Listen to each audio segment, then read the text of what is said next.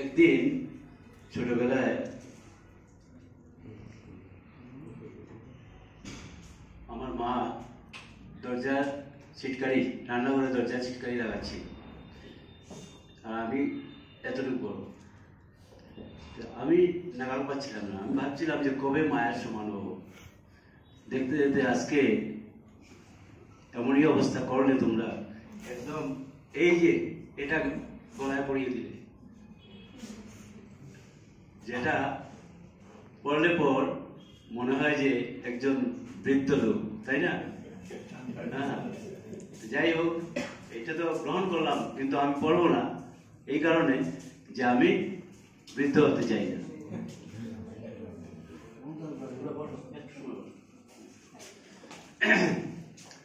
তো মানুষ কাজের মধ্যে থাকলে, মন ভালো থাকলে, তাছাড়া গান বাজনা করলে, খেলাধুলা করলে আরো ভালো থাকে মন। সব সময় তোমাদের সবার প্রতি আমার এইটি আমার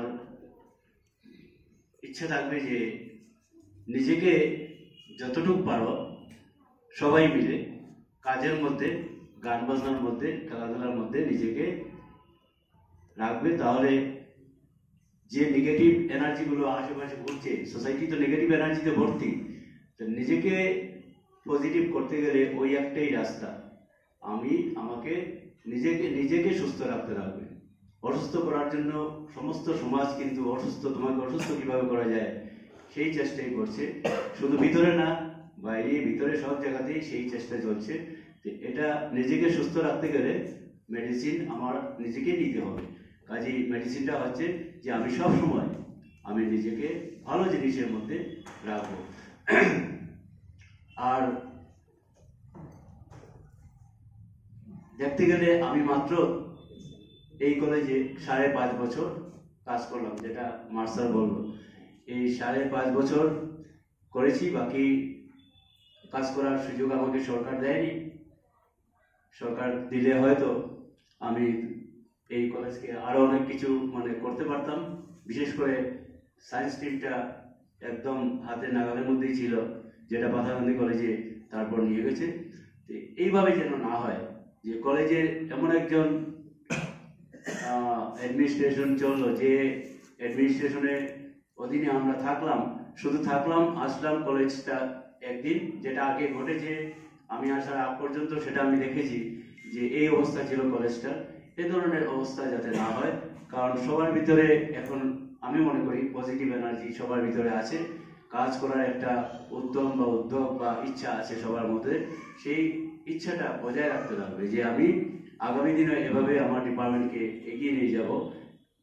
সেটা একটার দ্বারাই সম্ভব, যে ছাত্র এবং শিক্ষকের মধ্যে সম্পর্ক, যেটা এই সম্পর্ক নিজেকেই করতে লাগবে।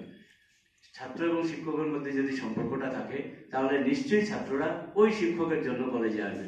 প্রত্যেকটা ডিপার্টমেন্টে এই ধরনের যদি শিক্ষক আমরা থাকে, তাহলে নিশ্চয়ই কলেজটা একদম ছাত্র দ্বারা বা স্টুডেন্টসদের দ্বারা গমগম করবে।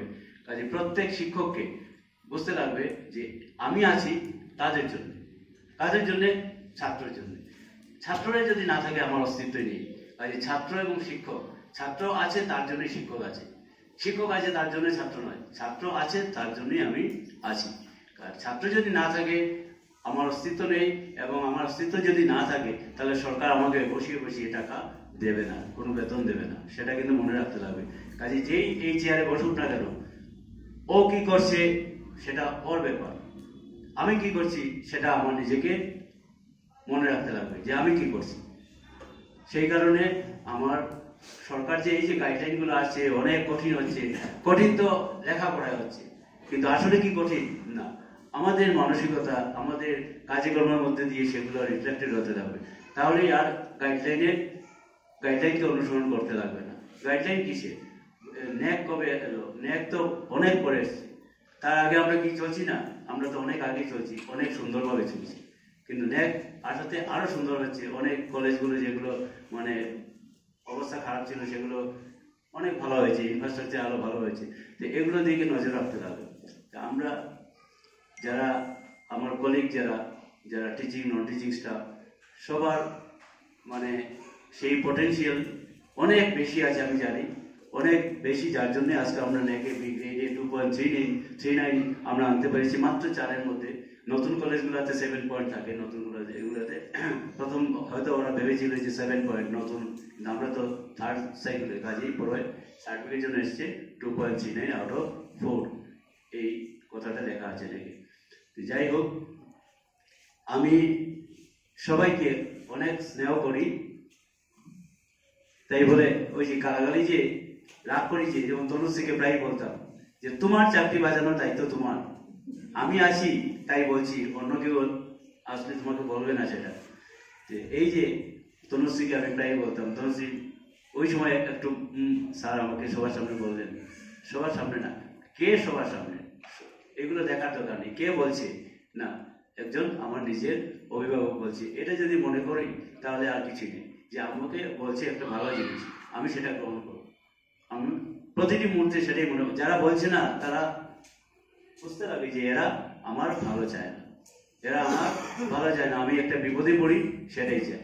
আমার চাকরি আমার নিজের চেষ্টায়, নিজে এতটুকু পড়াশোনা করে আমি নিজের চাকরি নিজে পেয়েছি, সেটা মনে রাখতে হবে। আরো কারোর দ্বারা প্রভাবিত হয়ে আমার মুখ বন্ধ করে রাখলাম, আমি এই কাজটা করলাম না, এই কাজটা করলাম, সেটা কোনোভাবেই কোনো টিচার এবং নন টিচার স্টাফ কারো করা উচিত নয়। কারণ আমি আমার যোগ্যতা অনুযায়ী আমি এই কাজে এসেছি, তার জন্য সরকার আমাকে টাকা দিচ্ছে, আমি ওনার কথায় এই কাজটা করব না, উনি খারাপ পাবেন, আমি এই ব্যাপারে যাব না, এগুলো থেকে বেরিয়ে আসতে হবে। এই যে বাজে যেটা কলেজের পক্ষে খুবই ক্ষতিকারক। আমি কোনোদিনও কাজ ছাড়া কাউকে ভালোবাসি না, আমি যে কাজ করতে ভালোবাসে তাকেই আমি কাজে টানি এবং টেনে ওই কাজটা দেই, ওই কাজটা করি।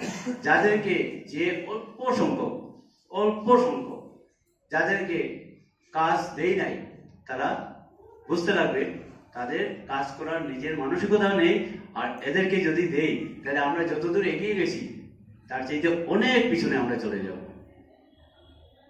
কাজে এখানে যারা বসা সবাই, আমার 2-1 জন ছাড়া সবাই কিন্তু অনেক দিন চাকরি করতে লাগবে।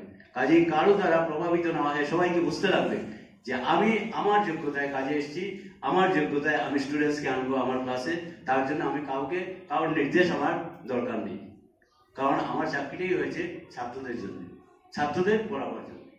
বেতন এমনিতেই আসতে যাবে, এগুলো আমার অফিসে গিয়ে খবর করার দরকার নেই, আমার ইনক্রিমেন্ট হলো কিনা, আমার এসে হলো কিনা, এগুলো কোনো দরকারই নেই, এগুলো অটোমেটিক হয়ে যাবে। কিন্তু স্টুডেন্টস যদি না থাকে আর শুধু আমরা যদি ইনক্রিমেন্টের দিকে যদি আমরা দৌড়ই, তাহলে কিন্তু সেই ইনক্রিমেন্টও বন্ধ হয়ে যাবে, চাকরিটাও একদিন শেষ হয়ে যাবে। কাজে সবার আগে সবাইকে মনে রাখতে হবে, কলেজটাকে সুন্দর যদি করতে হয়, আমার এই কলেজের স্টুডেন্টসের নাম্বার, আজ কিছুক্ষণ আমি এই নুরের ডিপার্টমেন্টে গিয়েছিলাম, আমি জানি ওই ডিপার্টমেন্ট, আমি থাকাতে ডিপার্টমেন্টটা আছে, আমি না থাকলে ডিপার্টমেন্টটা নাই, একদম শেষ হয়ে যাবে। কাজে সেই চেষ্টাটা সবার করতে লাগবে। সংস্কৃত ডিপার্টমেন্টকে একদম শেষ করে দিয়েছিল ওরা, কিন্তু সংস্কৃত ডিপার্টমেন্ট আজকে সমস্ত ভারতবর্ষ সংস্কৃত করে পাগলের মতো দৌড়েছে যে সংস্কৃত কম্পালসারি করতে লাগবে। কিন্তু এই কলেজ তো বুঝে নাই কোনোদিন যে সংস্কৃত একটা সাবজেক্ট, যে সাবজেক্টে ইংলিশে প্রশ্ন হয়, কেউ জানে না ইংলিশে প্রশ্ন হয়, কেউ জানে না যে ইংলিশে প্রশ্নটা হয় এবং উত্তরটা ইংলিশেই লিখতে লাগে, এই কথাটাই জানে না। সংস্কৃত মানে মন্ত্র, ধরনের মন্ত্র, এই যে মন্ত্র উচ্চারণ করে যে এইগুলো মনে হয়, কিন্তু না। তারপর আস্তে আস্তে স্টুডেন্টস, গার্জিয়ান সবাইকে নিয়ে বসে ওনাকে সামনে রেখে এইগুলো ছাত্রদেরকে আমার বোঝাতে হয় যে এইভাবে কোয়েশ্চেন আসে, যে কোয়েশ্চেনের আনসারটা তোমাদেরকে এইভাবে দিতে হবে। মাসকম, এই যে বললাম, মাসকমের ভবিষ্যৎটা ছাত্রদের সামনে তুলে ধরতে লাগে। ওরা কিন্তু টাকা দিয়ে মাসকমটা নেয়, কাজেই ওরা যে টাকাটা খরচ করবে কিসের ভিত্তিতে, সেটা যদি না বোঝাতে পারে কেউ, তাহলে মাসকম ছাত্ররা নেবে না। এবং সেই বোঝানোর প্ল্যাটফর্মটা যদি এখানে যে চেয়ারে বসবে সে যদি তৈরি করে না দেয়, তাহলে কিন্তু মাসকম ডিপার্টমেন্ট থাকবে না।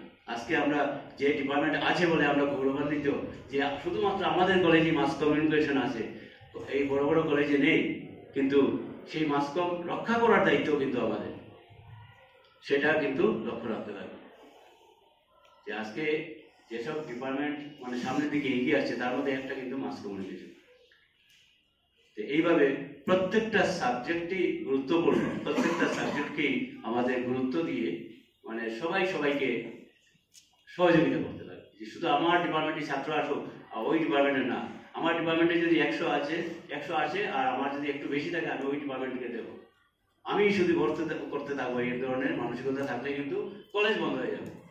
যে ওই ডিপার্টমেন্ট বন্ধ হয়ে যাবে না, ওই ডিপার্টমেন্টের সঙ্গে কলেজটাও তো শেয়ার হয়ে যাবে। আর আজকের দিনে এডিপির এই যে এডিপির যে এসে সবাইকে নিয়েই চলতে লাগবে, সব সাবজেক্টকে নিয়েই চলতে লাগবে, তাই না? যাই হোক, আমি শেষ পর্যন্ত সেই যে দেবজ্যোতি বললো যে কে বললো খেলাধুলা আমরা অনেক করেছি, গান বাজনা অনেক করেছি, আমরা শেষ মুহূর্ত পর্যন্ত সেটাই আমি করার চেষ্টা করেছি যে না, বিদায় আমাকে তো নিতে হবে, বিদায় নেওয়াটাই শেষ নয়, কিন্তু কলেজটা তো চিরদিনের মতো কলেজ, রবীন্দ্রসদন গার্লস কলেজ তো থাকবেই। এই রবীন্দ্রসদন গার্লস কলেজের মধ্যে কি আছে এই জিনিসগুলো যেন বজায় থাকে শেষ মুহূর্ত পর্যন্ত, আমি সেই চেষ্টা করে গেলাম। আর যদি কারো কোনো দিকে আমার কথাতে, আমার ব্যবহারে বা মনে যদি করেন যে আমি কারো কোনো কাজে আসিনি, তাহলে মানে আমি তো আর আজকেই অফিসিয়ালি চলে যাব, কিন্তু যদি কারো সেই সেটা থাকে খোলা মনে আমার সঙ্গে শেয়ার করবে যে এই কাজটা আপনার আমলে করার কথা ছিল কিন্তু হয়নি, আমি করিয়ে দেব, যদি ইসে থাকে। তা আমি আপনার চেষ্টা করেছি অনলাইনে বেতন এই কলেজে প্রথম শুরু হয় এবং প্রথম দিন অনলাইনে পেমেন্টটা আমাদের কলেজে হয়, কারণ আগে আমি নোডাল প্রিন্সিপাল ছিলাম তো এই সমস্ত ডিস্ট্রিক্টের দায়িত্বে। এই কলেজে সমস্ত প্রিন্সিপালরা এসে ট্রেনিং দেয়, আমি মনিকে নিয়ে প্রথম গুয়াহাটিতে গিয়ে আমরা ট্রেনিং নিই, তারপর সবাইকে এনে আমরা এখানে ট্রেনিং দেওয়াই। তো এইভাবে প্রত্যেকটা কাজে কিন্তু আমরা অনেক দূর এগিয়ে গেছি। আজকে এই মুহূর্তে আমি একটা শেয়ার করছি আপনাদের সঙ্গে যে প্রত্যেকটা কলেজের মানে আমাদের ডিস্ট্রিক্টের প্রত্যেকটা কলেজের প্রিন্সিপাল কিন্তু প্রত্যেকটা ব্যাপারে আমার সঙ্গে কথা শেয়ার করে, এবং এই এরালেগুল প্রিন্সিপাল কিছুক্ষণ আগে ফোন করছে, এসএস কলেজের প্রিন্সিপাল ফোন করছিল যে এরালেগুলের প্রিন্সিপাল আসবে, হয়তো দেরি হয়ে যাবে কিন্তু আসবে। কিন্তু যাই হোক, তারা যে কোনো সমস্যা যদি হয় রাত্রিবেলা আমার সঙ্গে ফোন করে সমাধান নেওয়ার চেষ্টা করে। এটা হচ্ছে একটা পজিটিভ মানে অ্যাপ্রোচ যে আমি একজন প্রিন্সিপাল, আমি আরেকজন প্রিন্সিপাল, আমি সব জানি, এই ধরনের না। আমার পক্ষে সব জানা সম্ভব না। আমি যদি কিছু না জানি আমি অন্যের কাছ থেকে জানার চেষ্টা করি, সেটাই মানে তোমার নিজেকে বড় করার একটা প্রধান রাস্তা হয়ে দাঁড়াবে।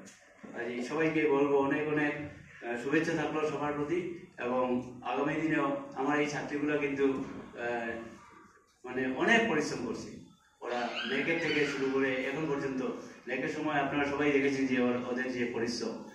যাই হোক, ওরাও কিন্তু মানে কলেজের জন্য যে বয়স থাকবে, কলেজের জন্য অনেক কিছু এমন একটা সময় দিয়ে গেছে যে কলেজটা ওদেরকেও মনে রাখা দরকার। এই কথাটুকু আমি বললাম। আর অফিসে যে কয়জন আছে তারা তো কাজ করে যাচ্ছে, সবাই যার যার যোগ্যতা অনুযায়ী কাজ করে যাচ্ছে, কিন্তু ওই রাজুকে যেভাবে আমরা প্রশিক্ষণ দিয়ে বানিয়েছি, সে মানে একজন প্রিন্সিপালের মোটামুটি কাজ করে নিতে পারবে। রাজু যে নেকের কোঅর্ডিনেটরের কাজ থেকে আরম্ভ করে নেকের প্রিন্সিপালের কাজ থেকে আরম্ভ যে মানে ওকে নিয়ে গিয়ে অন্য কলেজে যদি নেকের কাজ করাতে যায় অনেক কাজ কিন্তু রাজু করিয়ে দিতে পারে। যাই হোক, আমার অফিস স্টাফও দুর্দান্ত। মনির কথা তো মনি মুখে তালা দিয়ে রাখে, কিন্তু হাতে কলমে সব কিছুতে কাজ করতেই থাকে। আজকেও মনিকে বলা হয়েছে, মনি এসছে আমার এই অনুষ্ঠানে।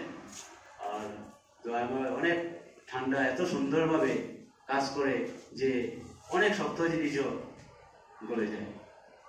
দিলীপ তো এই কলেজের প্রধান রক্ষী। এই দিলীপকে কি বলবো, যে কোনো সময় দিলীপকে আমি তারপরে ওই তুমি দিলীপ তোমার পাওয়া যায় না, কিন্তু সেটা রাগের ব্যাপার না, সেটা হচ্ছে তুমি ওই সময় কলেজে আছো কিনা সেটা থাকলে আর এই ধরনের সমস্যা হয় না, ওইটার জন্য আর কিছু না। আর বিভাস বা বিভাসের মা, এরা তো দুজন কলেজের প্রতিটা কোনায় প্রত্যেকটা জায়গাতেই আমি সবাই তো সে ব্যাপারে অবগত যে বিভাস আর বিভাসের মা দীপ্তি, এরা দুইজন তো আর কলেজের জন্য, আর দীপ্তি তো সেই ছোট থেকে আজ অব্দি, আর বিভাসও 2015 থেকে হবে খুব সম্ভব এই কলেজে আছে, সে কাজ করে যাচ্ছে। আর অজয় এই যে বসে আছে ঠান্ডা হবে, সে তার সময় মতো তার বিলটা পর্যন্ত দিতে পারেনি। এই যে নেকে যে কাজটা করলো সময় মতো তার বিলটাও দিতে পারেনি। যদি বিলটা দিত তাহলে আমার ওর যে পারিশ্রমিকটা মানে সম্পূর্ণটা পায়নি আর কি, একটা পার্সিয়াল একটা হিসেবে পেয়েছে। যাই হোক, সবাইকে মানে কি বলবো আর, যে কয়টা বছর ছিলাম এই কলেজে আমি আমার চেষ্টা করে গেছি, যা দেওয়ার দিয়েছি। আর কলেজ ছিল ওদিকেই তো আমি এতটুকু দিতে পেরেছি। আর আপনাদের কলেজ আপনার কাছেই থাকলো, আপনারা রক্ষা করবেন সেই কলেজ। সবাইকে অনেক অনেক ধন্যবাদ।